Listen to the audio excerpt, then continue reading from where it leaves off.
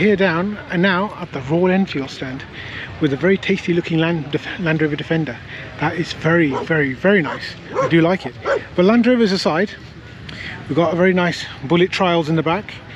It's a very nice one, red. I do like the Union Jack and the work that's been done on it. It's looking very nice. And we've got some Hunters here. Very, very nice.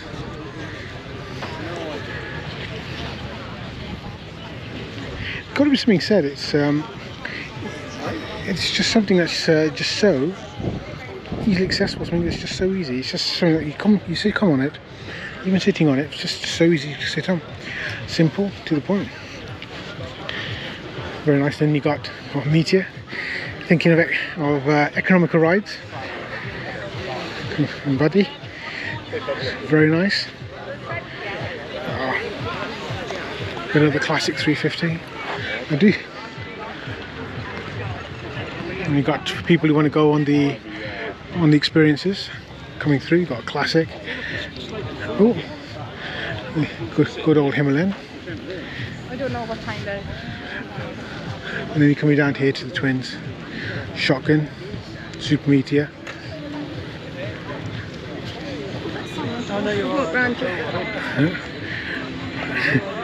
And then coming down, we've got the classic.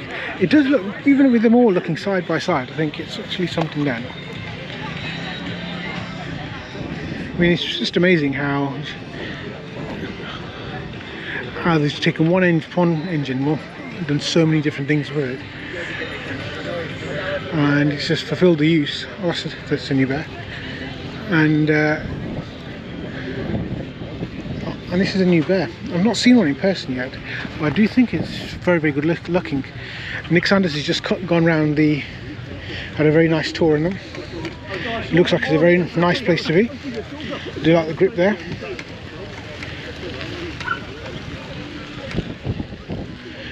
Very nice, simple, one dial, one key. And that's all you need. But it does look very, very nice. Oh, don't want to break it. And here we've got another nice little view for the Himalayan as well. So yeah, they've got lots of things, merch for sale, cool little seats. So yeah, it's a nice little place to come visit. I think I'm going to go inside and do some meandering now. But yeah, very nice. This is the electric Himalayan. It looks quite similar, isn't it? And so we've got the...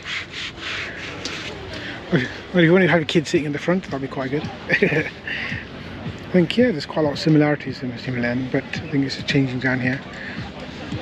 But that does look really different. I think it sits a bit higher as well. It's like, yeah, the positioning does feel a bit higher than my Himalayan, but I do like it's got some things here. Got a lot of things set up for a rally. But yeah, if this is what electric bikes are looking at, it's looking like something that's quite good. Hopefully, that looks like a very cool looking LED lamp. Hopefully we're going to get something like that at some point, get an upgrade for our Himalayans. Gold wheels, look, it just looks so good. And even then, comparing that to the other Himalayan here at the back. Oh, and they finally got these in. I think if they'd come out with these at the beginning, they would have sold them by the shed load, as it were. But I've gone out, got my Lomo, and I'm happy with it. I'm not going to go out and get anything else. Yeah, but always looked very, very good. Yeah, and that's the Himalayan stand. I'll take a little picture of that again.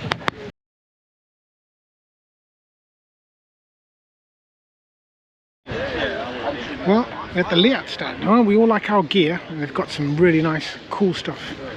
Yeah, I think it's quite nice, and you've got come out to a place like this. At least you can come along and actually spend a lot more time looking at stuff rather than only be in a shop where you got to get off, got to do other stuff.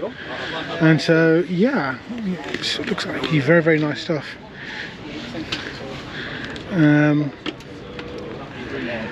Yeah, and that's one of the things about coming to these things. At least you can go, you could try lots of things, see what's actually out there, and next time you're thinking about buying things, yeah, at least you know where you could potentially go and have a look at this stuff. Oh, I should probably look a bit more safety equipment than I do, knowing me. But yeah, it's got some very, very nice things.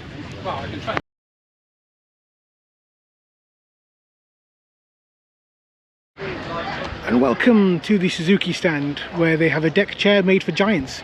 This is with the BFG must have a Suzuki because they've got his chair sitting there, but they have I've just had a little sit on a couple of these, and I've actually been quite pleasantly surprised what I thought how heavy these bikes would be.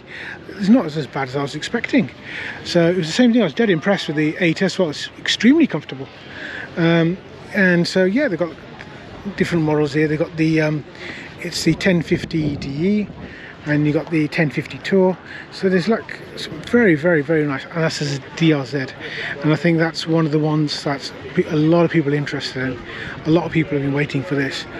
The price at the moment is $799. So even coming through, what's the weight on this one?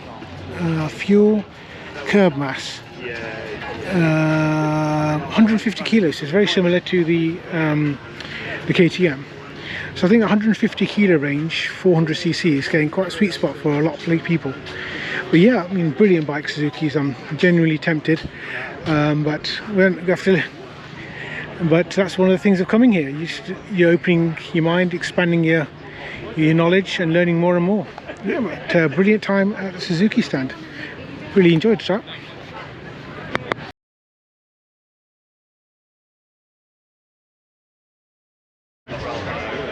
We're at the Triumph stand. We've had a really interesting time just sitting in the bikes and checking them all out. And yeah, I mean, like I said, it's not a brand I particularly know much about or really sat in the middle of the bike. And then they've got another one here coming to the weight 104. So I fancy it the next couple of days to get signed up to a demo. Graham, what do you think about it? It's a nice weight. It feels nice. It feels nice and solid. It feels well planted.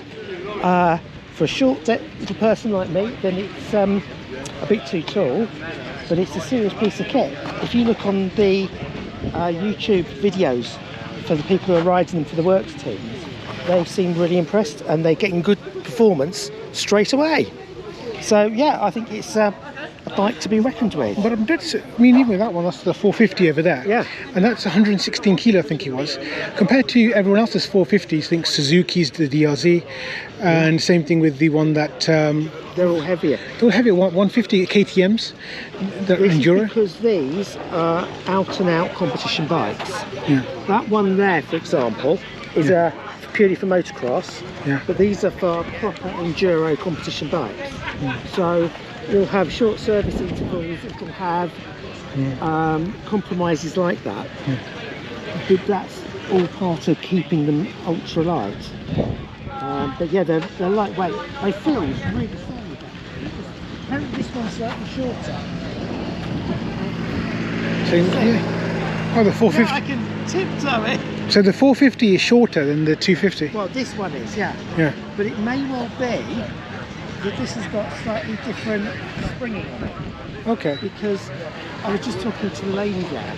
They do have them with different weights and length springs. You can figure it to how you want it.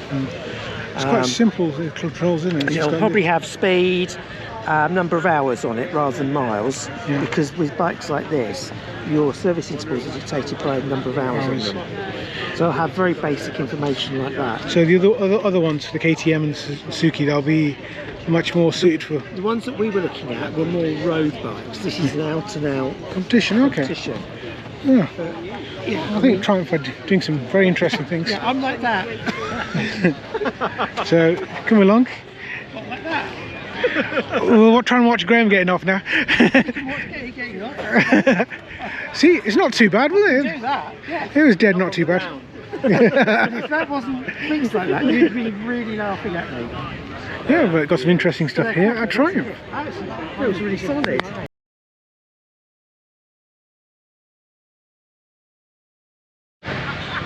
So these are all the main shops. You've got Spada, Bike Box, City, K-Berg. Yeah, you've got a fair few. So there are actually a lot of things here to see. And I think on this side, you've got the quite big stand area. Ooh, snacks. No, no, no. Stay strong, stay strong. And coming onto this side, there's a fair few other things to see. It's got alpine stars there in the corner. And so yeah, I mean there's a lot of things to come here and see. Oh, we've got Vanessa Rocks there. Keeping a chat there at the moment. And so yeah, there's actually quite a lot to come here and see. I mean, got down here Makov, Moscow Moto. So yeah, a lot of road skin. There's a fair few more other things. So yeah, if wherever you're coming, there's plenty here to come and see for everyone.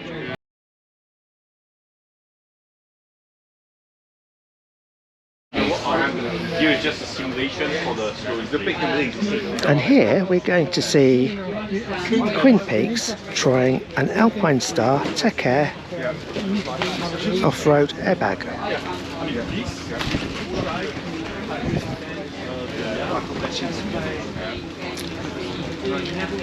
Now the test they're going to be doing, I don't know whether you heard it, but it's a slight delay, so it's slightly slower. So it doesn't give you the shock that you'd get, but you get the idea of the protection. You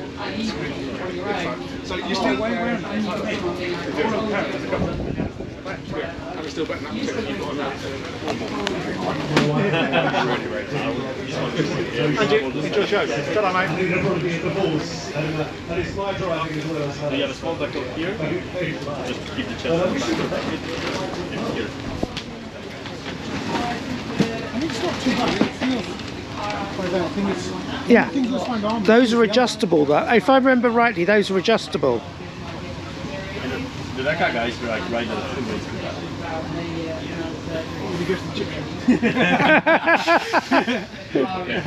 Ultimate competition. So we see this doesn't exist in the normal system. We will do a slow inflation.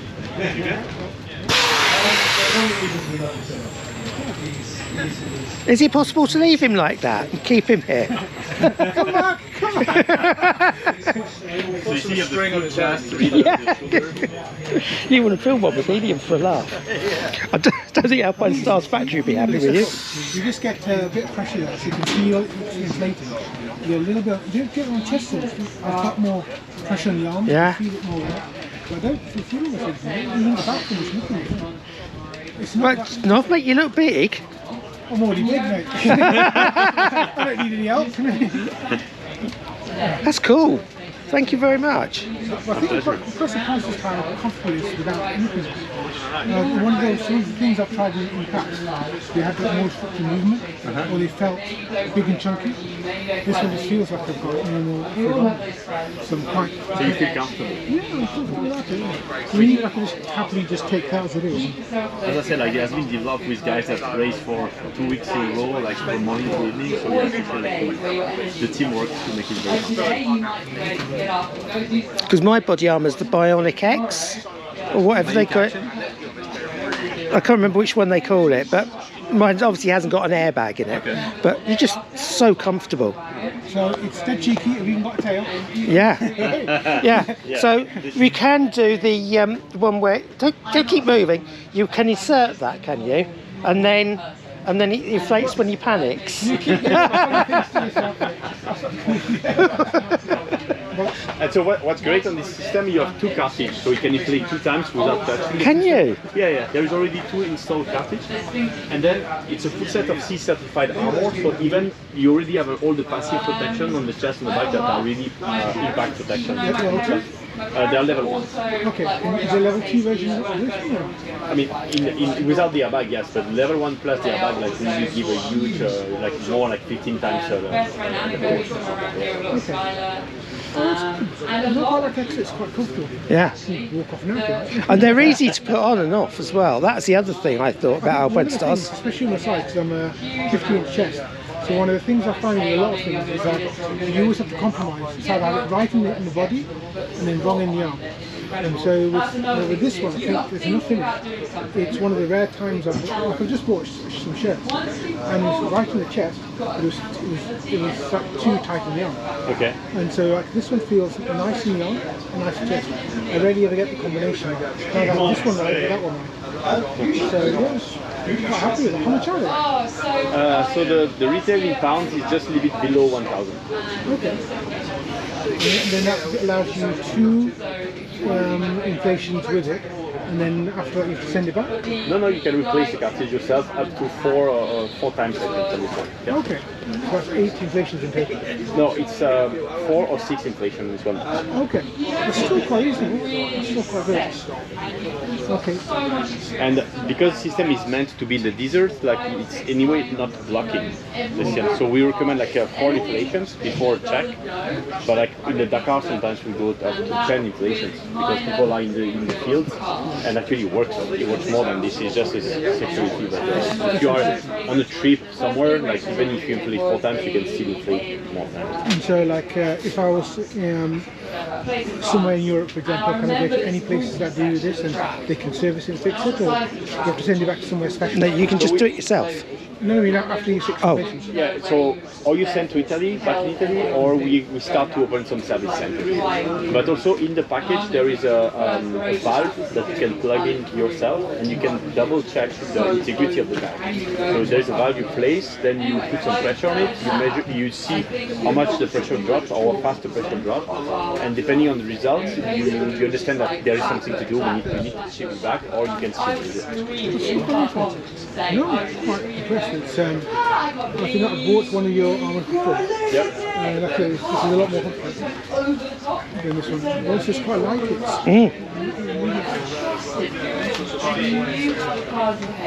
Two more beers? It works, it's fine. If you can do that, that's okay.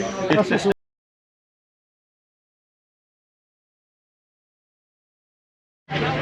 Well, I'm in another corner. We've got Helmet City. Apex got got a fair few here, but the interesting one here was that Cool Covers. Had a nice little chat with them, and it's Paulie's had one on his, and I've quite enjoyed it. I quite liked it, and so I thought it'd go find out, but don't do the touring seat on the Himalayan, so we've got to get that specially made. But they're willing to do it, so it's take up a couple of hours, and you just need to pop down. So yeah, it's Paulie swears by him. And he's had it for a couple of years. It's looking dead good, so I'm going to hopefully get something sorted if I can do it later in the year. Check out Cool Covers.